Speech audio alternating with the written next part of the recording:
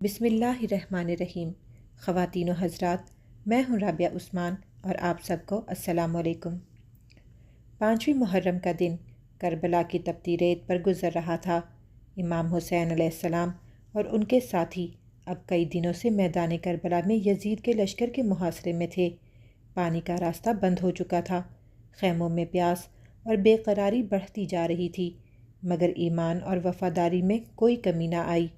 یہ وہ دن تھا جب امام علیہ السلام کے جانثار ساتھیوں نے ثابت قدمی اور وفاداری اور غیر معمولی صبر کا مظاہرہ کیا۔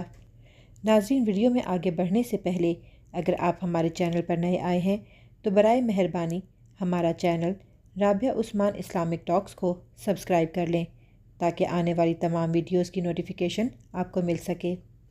5ویں محرم تک خیموں میں پانی کی قلت حد سے زیادہ تجاوز کر چکی تھی۔ چھوٹے بچے العطش العطش کی فریاد کرتے تھے۔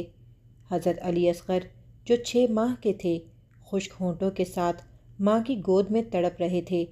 حضرت رباب علیہ السلام، حضرت سکینہ علیہ السلام اور دیگر بیویوں کی حالت بھی سخت تکلیف دہ ہو چکی تھی۔ امام حسین علیہ السلام خود بھی پریشان تھے، مگر اللہ کے فیصلے پر راضی تھے۔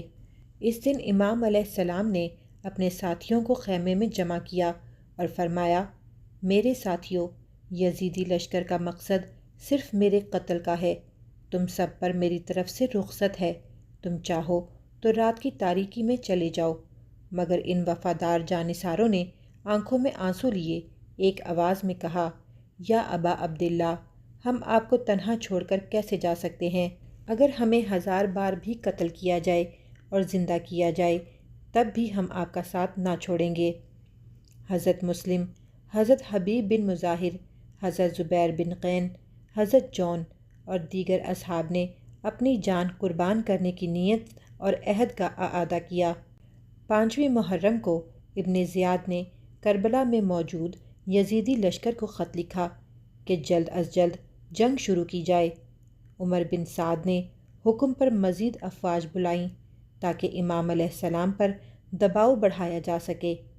لشکر یزید میں مسلسل اضافہ ہو رہا تھا، لیکن ان میں خوف، بے چینی اور گھبراہٹ بھی بڑھتی جا رہی تھی، کیونکہ انہیں امام علیہ السلام کے تقدس کا اندازہ تھا۔ اس دن امام حسین علیہ السلام نے شب میں عبادت کی، اللہ سے مدد اور صبر کی دعا کی اور قرآن کی تلاوت کرتے رہے۔ وہ جانتے تھے کہ ان کی قربانی امت محمدی کو بیدار کرے گی، ظلم کے خلاف آواز بنے گی اور حق و باطل میں فرق واضح کرے گی۔ 5ویں محرم کا دن ہمیں یہ درس دیتا ہے کہ باطل چاہے کتنا ہی طاقتور ہو، سچائی اور حق پہ قائم افراد کبھی شکست نہیں کھاتے۔ امام حسین علیہ السلام اور ان کے 72 ساتھیوں نے ہمیں وفاداری، صبر، قربانی اور دین پر ثابت قدمی کا عظیم پیغام دیا، جو رہتی دنیا تک قائم رہے گا۔ ناظرین، اسی امید کے ساتھ اجازت دیں کہ آپ کو ہماری ویڈیو پسند آئی ہوگی۔ ملتے ہیں بہت جلد ایک نئی اسلامی، تاریخی اور تحقیقی ویڈیو کے ساتھ۔ دیکھتے رہیں رابعہ عثمان اسلامک ٹاکس۔ اللہ رب العزت آپ کا حامی و ناصر ہو۔